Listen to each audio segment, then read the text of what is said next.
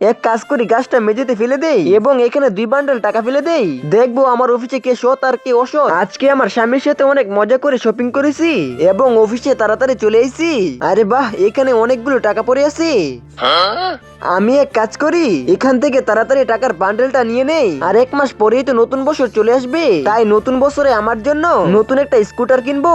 এখন আমি তাড়াতাড়ি চলে যাই। এই মেয়েটা খুব লোভী, তাড়াতাড়ি 2 বান্ডেল টাকা ফেলে দেই। তাড়াহুড়ো করে আসল ফাইলটা আনতে ভুলে গেছি। আমি জানি না এই অফিসের বস চাকরি দিবে কিনা। হাতে অনেক ব্যথা পাইছি, কে যেন এখানে গাছটা ফেলে গেছে। বাহ, এখানে তো 2 বান্ডেল টাকা পড়ে আছে। আমি এক কাজ করি, এখান থেকে 2 বান্ডেল টাকা মেরে দেই। টাকার গ্রানটা অনেক সুন্দর। 1 মাস পরে তো নতুন বছর চলে আসবে, তাই আমার জন্য নতুন পোশাক কেনাকাটা করবো। এই মেয়েটাও তো লোভী, আবারও 2 বান্ডেল টাকা ফেলে দেই। এখানে যদি চাকরি পাই আমার বাচ্চাদের জন্য নতুন পোশাক কিনবো। আরে কে এখানে গাছটা ফেলে দিয়েছে? আরে এখানে তো 2 বান্ডেল টাকা পড়ে আছে। আমি এক কাজ করি, প্রথমে গাছটা সাইডে রাখি, হতে পারে এখানে কেউ টাকাটা ফেলে গেছে। আমি এই টাকার বান্ডেলটা অফিসের বসকে নিয়ে দিব। এই মেয়ে দাঁড়াও, স্যার এই টাকাগুলো কি আপনার? না, এই টাকাটা আমার নয়, কিন্তু তুমি আজকে সততার পরিচয় দিয়েছো। তোমার এই সততার জন্য কেউ এই ভিডিওতে লাইক দিয়ে চ্যানেলটি সাবস্ক্রাইব করবে না?